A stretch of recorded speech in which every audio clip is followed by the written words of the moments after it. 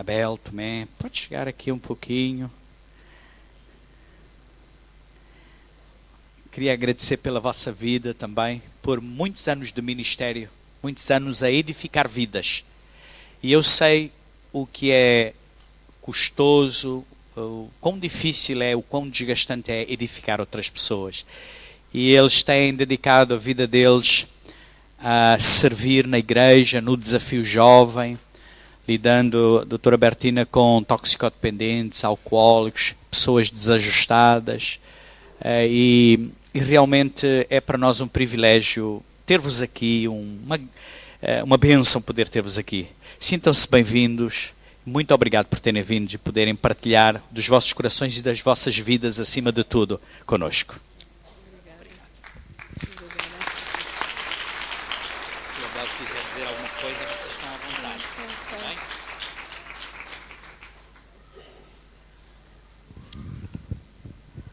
Olá, bom dia. É uma alegria estarmos aqui, não é? É uma bênção. E já fomos tão edificados nesta manhã, não é? Já fomos tão edificados. Eu quero-vos dizer que este fim de semana foi muito rico para mim e para o meu marido por estarmos aqui convosco. Eu já disse lá no retiro que Deus dá-nos família de muitas maneiras, já percebi isso.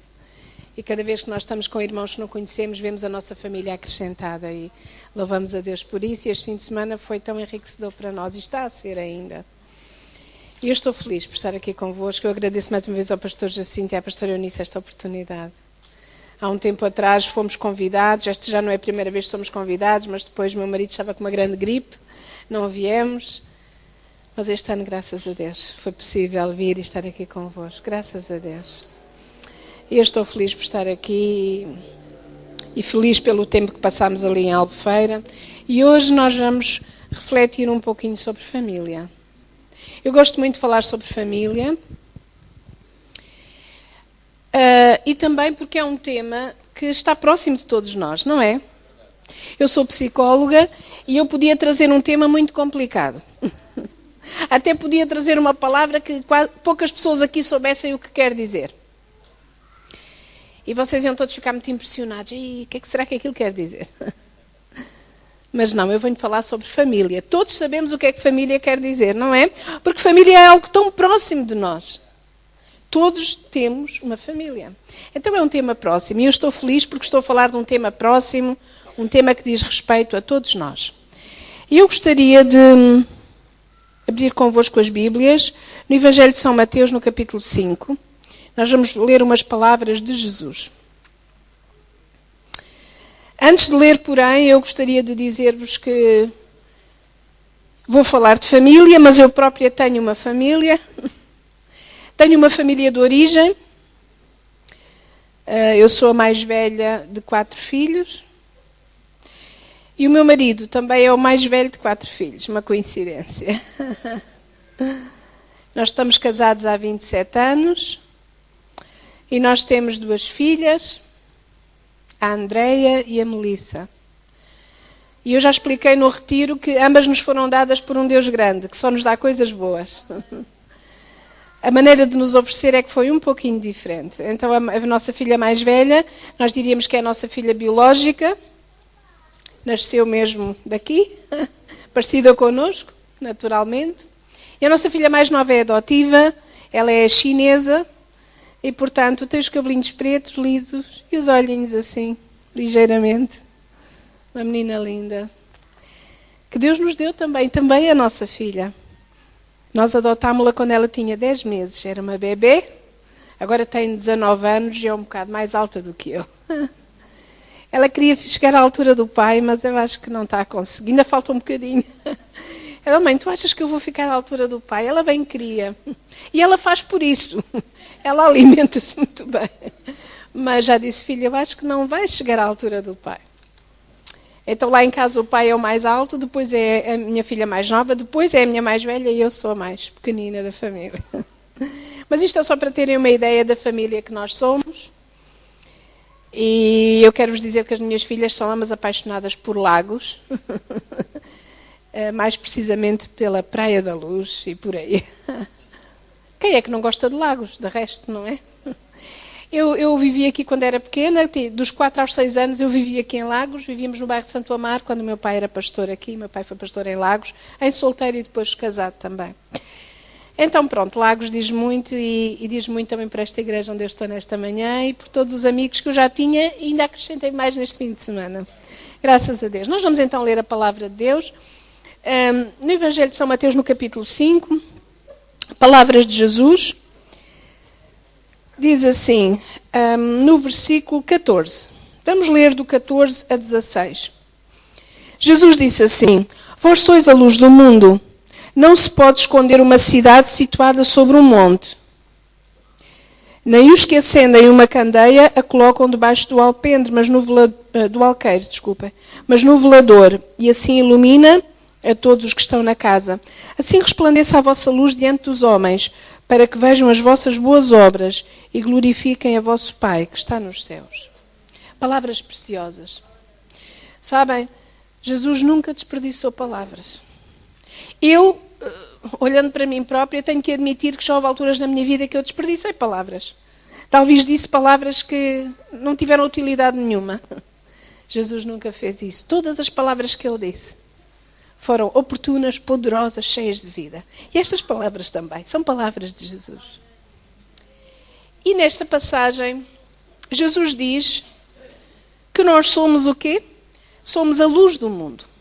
Nós já sabíamos que Jesus é a luz do mundo, mas aqui diz que nós também somos. Claro que nós já lemos esta passagem muitas vezes, nós já sabemos, mas eu estou a imaginar aquelas pessoas que ouviram isto pela primeira vez. Que surpresa! Nós somos a luz do mundo. Somos luz. Sim, porque quando o rosto dele resplandece sobre nós, nós ganhamos a luz dele. É por aí. E depois Jesus dá 2 exemplos. E eu gostava que nós nos centrássemos nesses exemplos. Ele dá 2 exemplos para explicar esta noção de sermos luz. O primeiro exemplo. Ele diz que é como uma cidade situada sobre um monte.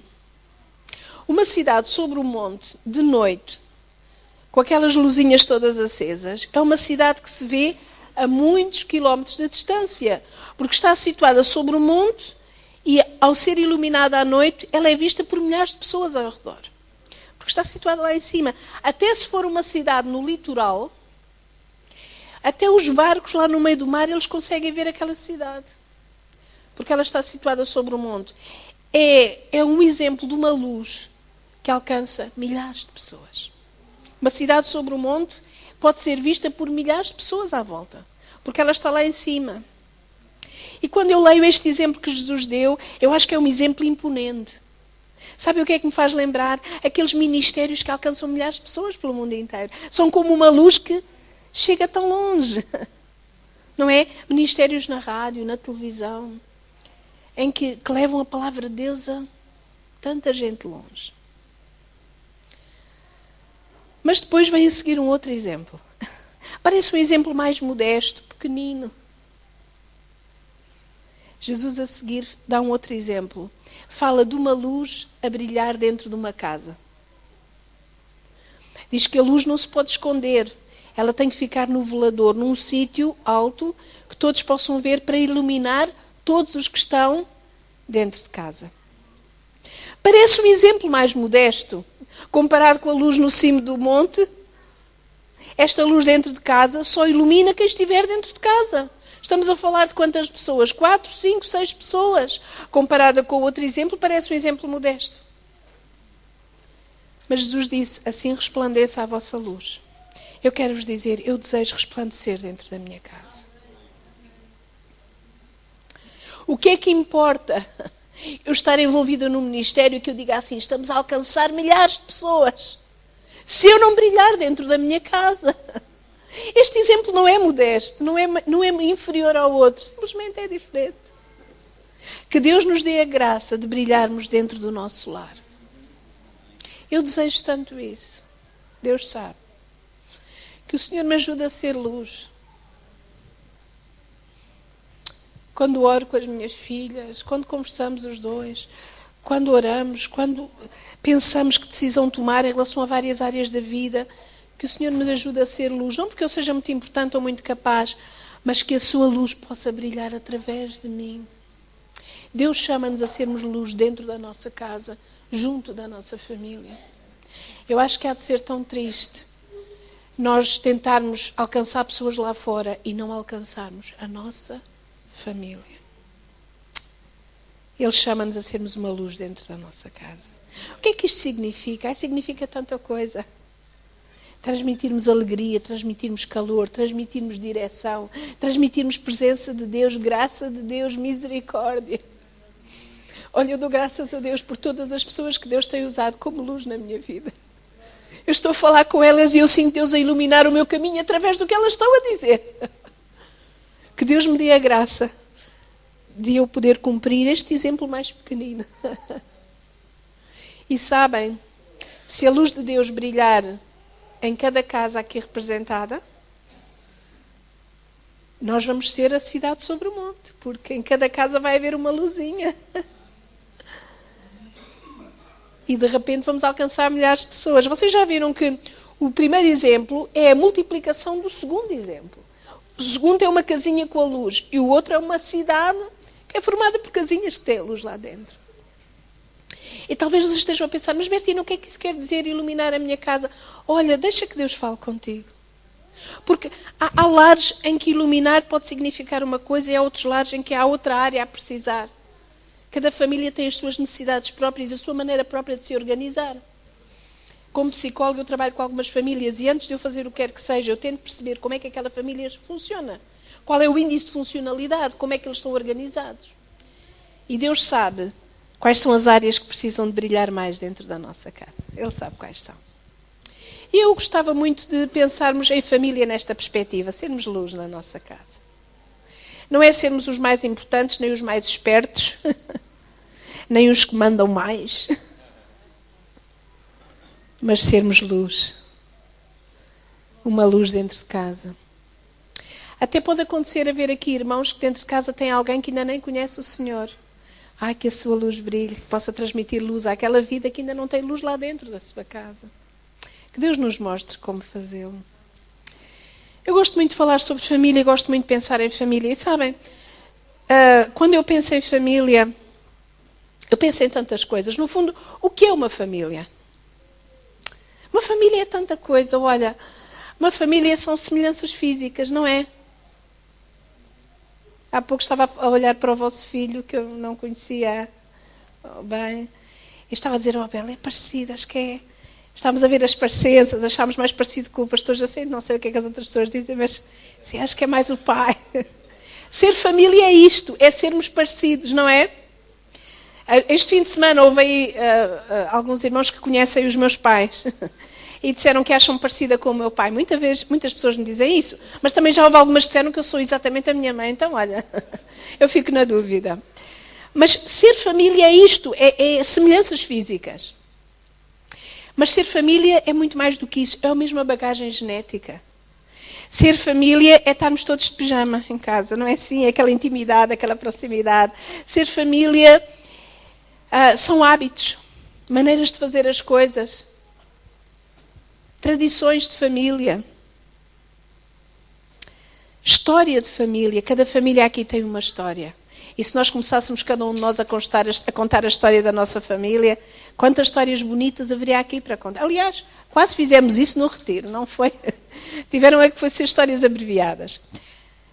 Cada família aqui tem uma história. Família é isso, é termos uma história também para contar. Olha, família até são segredos às vezes, não é? Não se conta isto que fica só em família. Situações que nós achamos que deve ser um segredo que se guarda na família. E sabem, a família é aquele lugar que nós esperamos que quando tudo mais falhar, a família ainda esteja lá para nos receber. Família também é isso. Sabem, todos nós temos necessidades vitais. Todos nós. Por muito independentes que sejamos, por muito autónomos que sejamos, todos nós temos necessidades vitais. E quando eu falo em necessidades vitais, provavelmente estão a pensar, bom, é verdade, nós precisamos de comer, de beber, respirar, dormir. Alguns de nós, se calhar, temos uma medicação que precisamos todos os dias também. Necessidades vitais, essenciais à vida.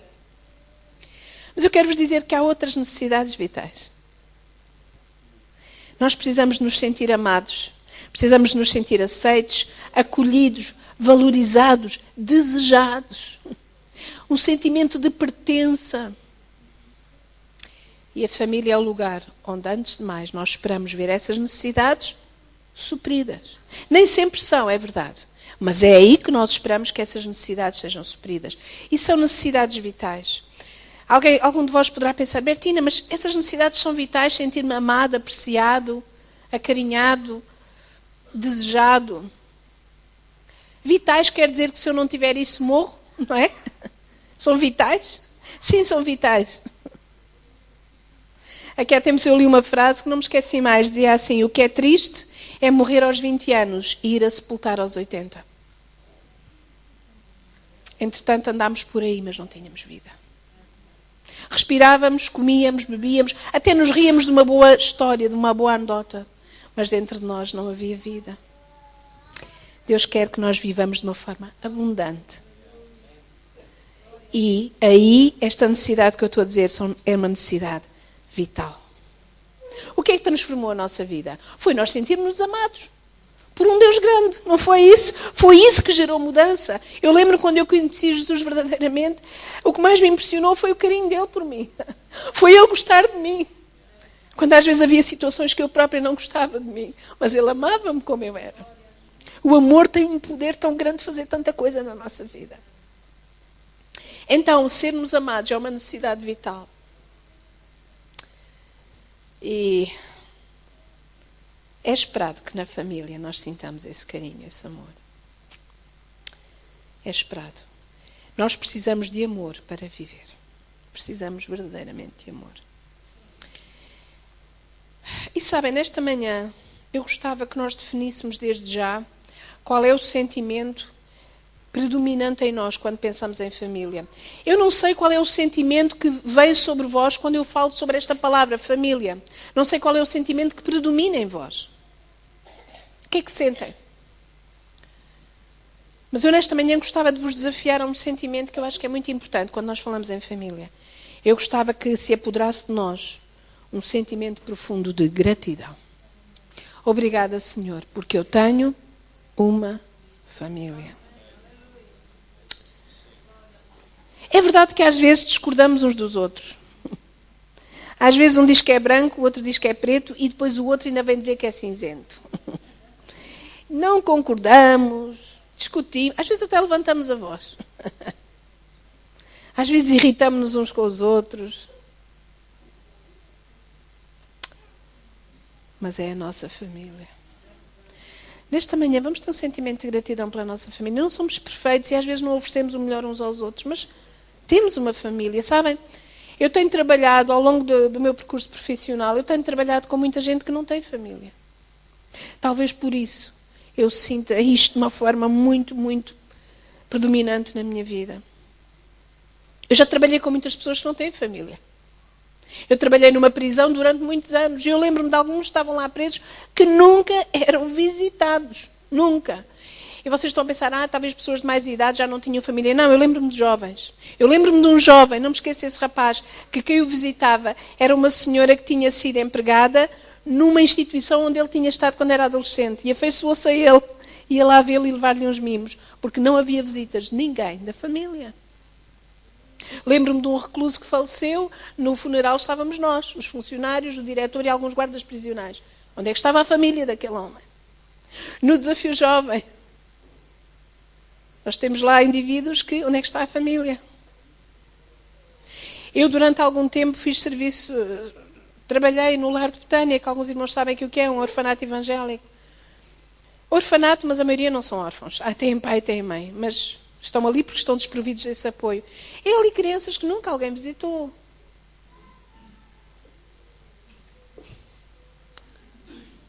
Nós não somos melhores do que essas pessoas. Ter uma família que cuida de nós, que se preocupa e que nos ama, é manifestação da bondade de Deus sobre a nossa vida. E nós devemos ter uma profunda gratidão. Senhor, não sou melhor do que ninguém, mas na tua grande misericórdia, na tua grande bondade, tu me deste uma família, Senhor. Graças a Deus por isso.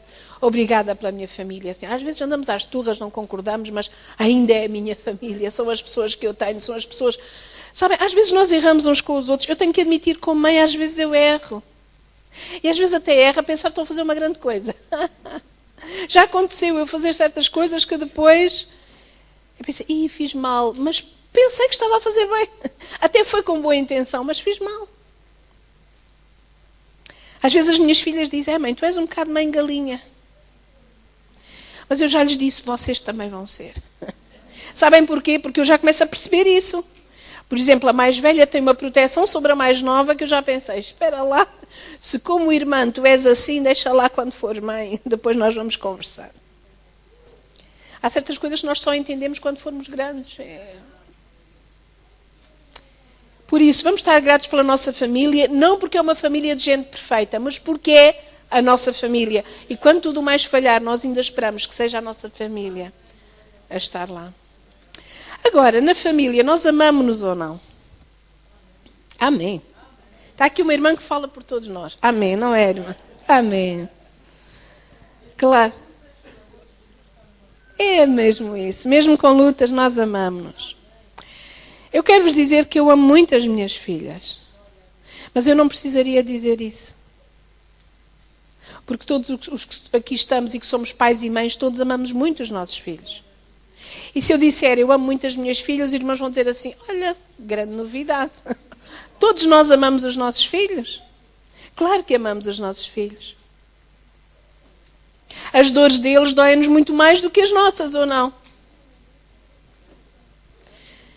Pelos nossos filhos, nós saltamos as montanhas todas e ainda saltamos uma montanha que não sabíamos que éramos capazes de saltar, mas saltamos. Nós até descobrimos forças em nós que nem sabíamos que tínhamos. Por um filho nós fazemos isso. Vocês sabem, há uns anos atrás nós passámos por uma grande tribulação na nossa família. Uma das minhas irmãs teve um problema grave de saúde e os rins paralisaram por completo. Ela só tinha 14 anos, ela era uma adolescente. Foi um tempo de angústia indescritível. Não há como descrever. Ela começou a fazer hemodiálise 3 vezes por semana e o médico disse, olha, para ela ter alguma qualidade de vida, só há uma forma. Que é ela receber um rim por transplante. E havia a hipótese de ser um rim de cadáver e, portanto, ela teria que esperar até haver um rim compatível ou então alguém da família dar um rim. Houve logo uma pessoa que se ofereceu para dar. Sabem quem foi? Foi a minha mãe.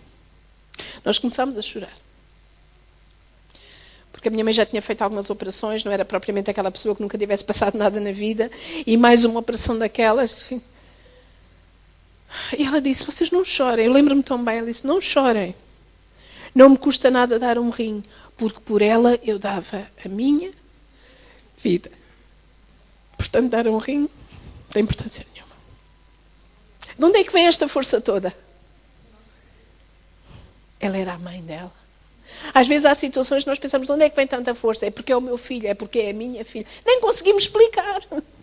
Isto nem se explica. É alguma coisa que é tão inerente cá dentro. Não é assim? Olha, eu tenho visto tantas manifestações de carinho ao longo da minha vida. Eu lembro que quando eu trabalhava na prisão lá em Macau, nós tínhamos um rapaz que estava já preso há uns 10 anos. Ele tinha uma pena muito longa a cumprir. Mas, entretanto, chegou à altura de se tratar da liberdade condicional. E talvez por uma questão nervosa, não sei, ele começou a ter asma naquela altura. Nunca tinha tido asma, mas começou a respirar com muita dificuldade. E então ele foi internado no hospital. Na altura eu dirigia o estabelecimento prisional e tive que lidar com isso. E um dia veio falar comigo, não a mãe dele, mas a irmã mais velha, que era assim uma espécie de mãezinha dele. E ela veio falar comigo, ela estava muito preocupada. E eu disse-lhe, olha, nós estamos a fazer por ele tudo. Ele já foi internado, ele tem os medicamentos, pode ter a certeza que estamos a fazer tudo para ajudar a saúde dele.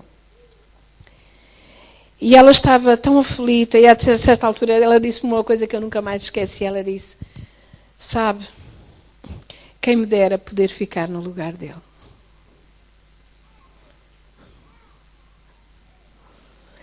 Tudo o que aquela mulher desejava. Ai, o olhar dela. Uma mulher chinesa, estou a falar da população chinesa, que isto foi em Macau, quando trabalhámos em Macau. O olhar dela, ansioso, ela disse, se eu pudesse ficar no lugar dele. Tudo o que ela desejava naquele momento era que eu dissesse assim, ok, pode entrar, a sua cela é aquela, faz favor, e ele sair em liberdade. Era a melhor coisa que eu podia ter feito por aquela mulher naquele momento. Sabem porquê? Porque era o irmão dela. As relações familiares são capazes de chegar a um ponto de entrega e de sacrifício. Eu disse-lhe a ela, olha, eu não posso fazer isso, você não pode vir para o lugar dele. Mas aquele rapaz, um ano depois, mais ou menos, saiu em liberdade condicional, finalmente, e fui eu que tratei disso.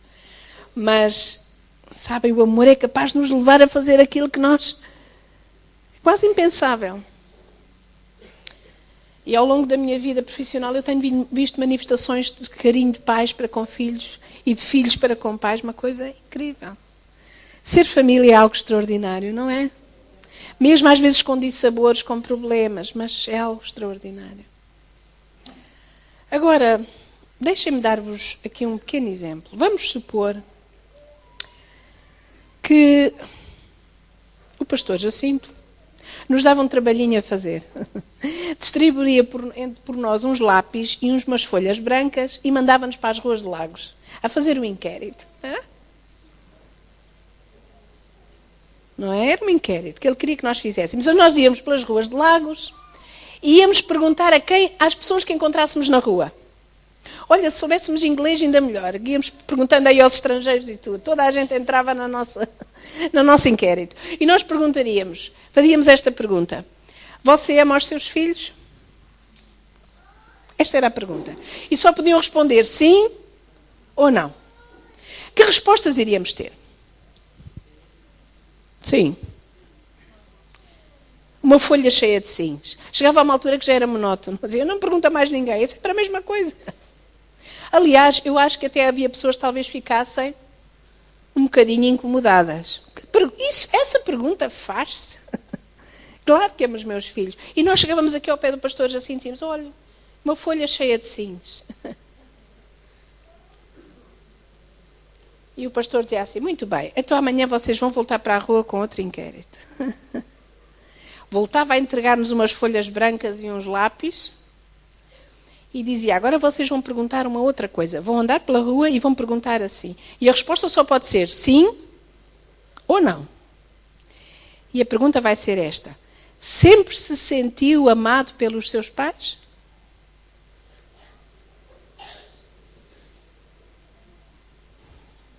Que respostas obteríamos?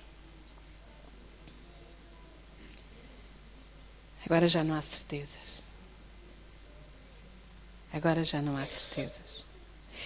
Reparem que eu estou a dizer a mesma coisa, mas posta de outra maneira, não é assim? Primeiro pus na perspectiva dos pais, agora estava a pôr na perspectiva dos filhos. Mas a questão é a mesma.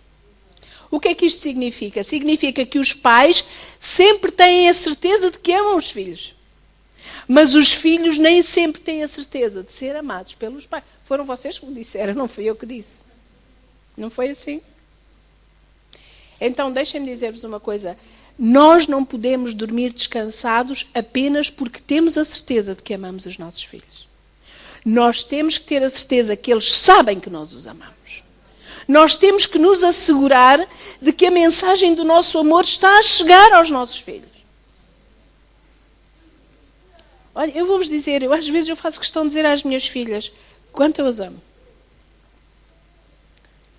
Porque eu tenho a certeza que as amo, mas eu quero que elas entendam que eu as amo. E eu quero assegurar-me de que elas percebem. Porque muitas vezes o problema está na nossa comunicação. Eu lembro-me que há tempos eu atendi um menino pequeno, reguila, assim mesmo daquele, muito engraçado. Um David, como meu irmão. Os Davids que eu conheço matam o Golias, já viu, é gente de marca. Se um menino, ele veio à minha consulta e a mãe veio com ele porque ele na escola estava a ter problemas de concentração, estava a dispersar-se muito, a tornar-se agressivo com os colegas. E ela disse, olha, eu gostava de ver o que é que se passa com o meu filho porque o comportamento está diferente. E eu fiz fiz os exames ao menino, fiz a avaliação psicológica, e entre elas passei um teste, que é o teste das relações familiares, que é muito interessante. Mas passei outros também.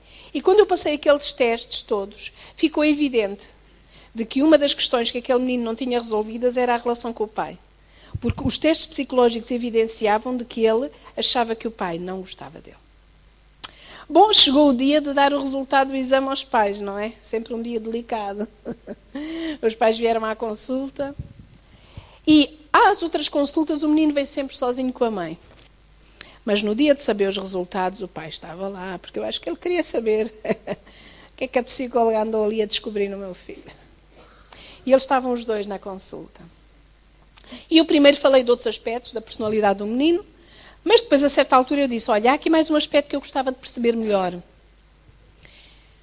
E virei para o pai e disse, olha, eu tenho a certeza que não há no mundo homem nenhum que ame mais este menino do que o senhor. E ele disse, pode ter a certeza. Pode ter a certeza disso. Eu de certeza, não há homem nenhum no mundo que ame mais o tal David do que eu. Eu disse, eu acredito. Mas acreditava mesmo. Agora, eu disse, eu estou aqui com um problema. O menino tem a impressão de que o senhor não gosta dele. E foi tão interessante, porque ele ficou-se a pensar e ele disse, eu sei porquê. E ele disse, sabe, eu tenho uma vida profissional muito, muito absorvente. Quando eu saio de casa, ele ainda está a dormir. Quando eu chego a casa, ele já está a dormir. Nós não nos vemos durante a semana. Aliás, às vezes vou lá ao quarto vê-lo, eu vejo, mas ele está a dormir já. Então, eu só estou com ele aos fins de semana. E como aqui a minha esposa